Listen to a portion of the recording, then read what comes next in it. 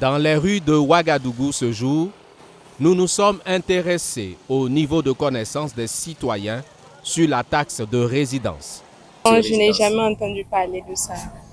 Alors, vous ne savez pas ce que c'est? Non, non.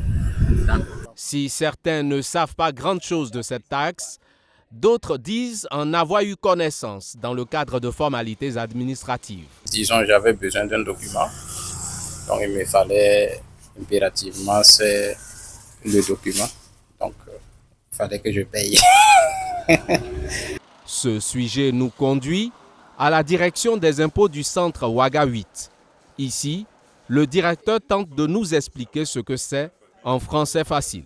La taxe de résidence est un impôt institué par la loi des impôts et qui profite au budget des collectivités. Selon lui, le Burkina Faso est reparti en plusieurs zones pour ce qui concerne la taxe de résidence. Ouagadougou et Bobo-Dioulasso font partie de la zone A et le montant de cette taxe varie en fonction de la zone et du niveau de confort de l'habitat. Si on prend une habitation à Ouagadougou, c'est la zone A. Bon, considérons qu'il y a l'eau et l'électricité fait par exemple 5 ampères. Voilà, donc en matière de tarifs, la tarification donnera 9 000 francs pour cet immeuble. Et aux 9 000 francs, il faut appliquer maintenant le coefficient prévu pour la zone A, la première zone, voilà, et qui est de 2,50. Voilà, donc si on applique les 2,50 aux 9 000, on trouvera la taxe à payer. Il précise qu'à Ouagadougou, le coefficient de 2,5 est appliqué à la zone 1, 1,25 à celui de la zone 2 et 1 pour la zone 3.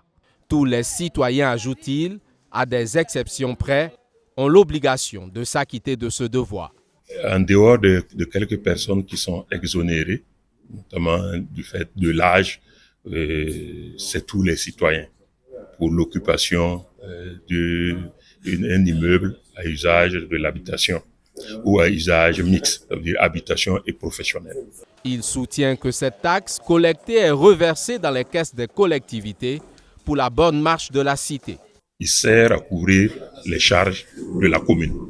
Voilà. Donc tous les investissements que les communes arrivent à faire, allant des voies qu'ils aménagent et la salubrité, tout ce qu'ils arrivent à faire, ils le font sur la base de ces recettes-là. Il y a plusieurs taxes qui approvisionnent le budget de la commune, dont la taxe de résidence. La taxe de résidence se paye chaque année à compter du 1er janvier.